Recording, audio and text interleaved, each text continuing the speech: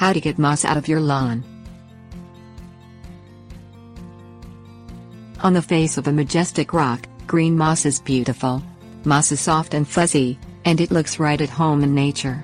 But when moss takes root in your lawn, it becomes a different story.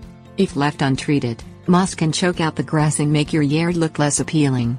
You can kill moss in your lawn, but to prevent it from coming back, you need to find out why it was there.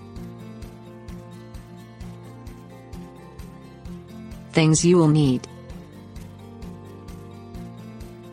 moss killer, metal rake, grass seed, starter fertilizer, wheat straw/hay, sprinkler, soil testing kit. Apply a moss killer with ferrous sulfate to the moss in your yard. Wait 2 to 3 weeks, and then rake the moss with a metal landscaping tool to remove it from your lawn.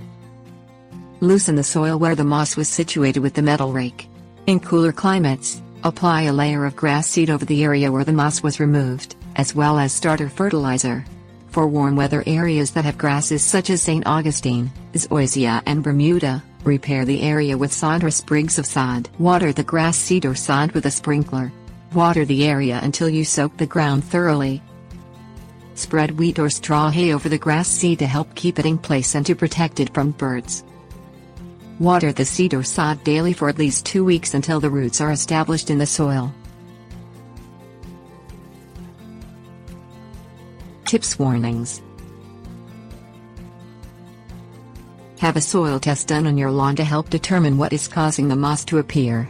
You can buy a soil test at home improvement retailers. Do not mow your lawn too low.